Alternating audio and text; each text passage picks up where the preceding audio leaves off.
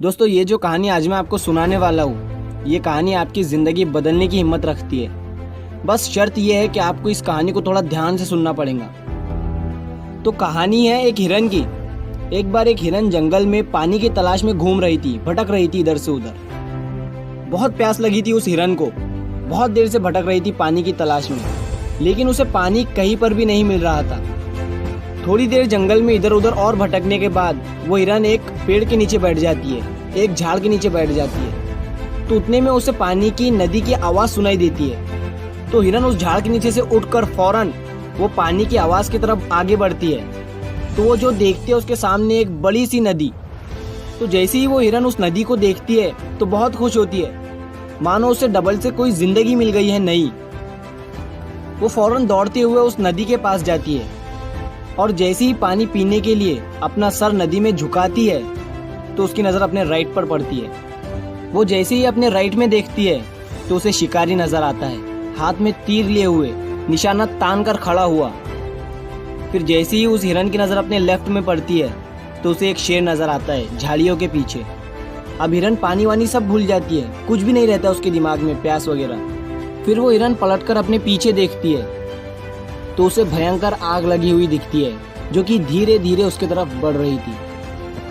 अब हिरन जाए भी तो जाए कहाँ? राइट में देख रही थी तो शिकारी नजर आ रहा था जो कि निशाना तान कर खड़ा हुआ था, और अपने लेफ्ट में देख रही थी तो शेर नजर आ रहा था। सामने तो गहरी और लंबी चौड़ी नदी थी और पीछे तो आग लगी हुई थी। चारों रास्ते बंद हो चुके थे, चारों तरफ से मुसीबत आ चुकी थी।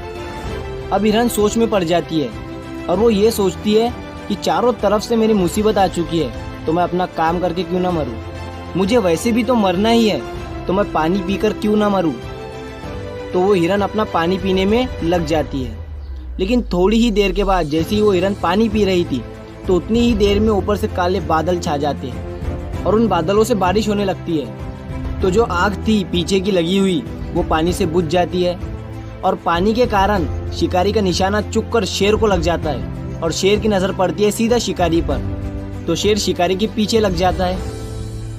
तो जैसे ही हिरन को पता चलता है, जैसे ही हिरन पानी पीने के बाद अपना सर ऊपर उठाती है तो वो अपने राइट में देखती है, उसे शिकारी कहीं पर भी नज़र नहीं आता है। वो अपने लेफ्ट में देखती है, उसे शेर भी नज़र नहीं आता है। वो अपने पीछे मुड़कर देखती है तो जो आग थी वो बुझी हुई दिखती है।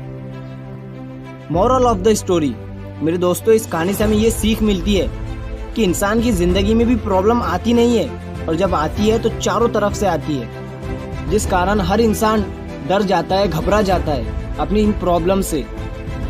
तो आपको क्या करना है ऐसी सिचुएशन में? आपको नहीं डरना है और नहीं घबराना है, बस शांति से 2 मिनट के लिए सोचना है। हिरन के पास भी बहुत सारे ऑप्शन थे। हिरन भी ये सारी सिचुएशन को देखने के बाद या तो पानी में छलांग लगा सकती थी या फिर इधर उधर भाग सकती थी, लेकिन उसने शांति से सोचा और वो अपने काम पर लगी रही। वो पानी पीने आई थी और वो पानी पीने लगी। इंसान भी अपनी कामयाबी से थोड़ी ही दूरी पर रहता है, लेकिन उसे मुसीबतें दिखनी शुरू हो जाती है, घर की प्रॉब्लम, पैसों की प्रॉब्लम, जिसके कारण वो कुछ नहीं कर पाता है, घबरा जाता है, डर जाता है। लेकिन आपको ना ही घबराना है ना ही डरना है, बस आपको अपने काम पर बने रहना है।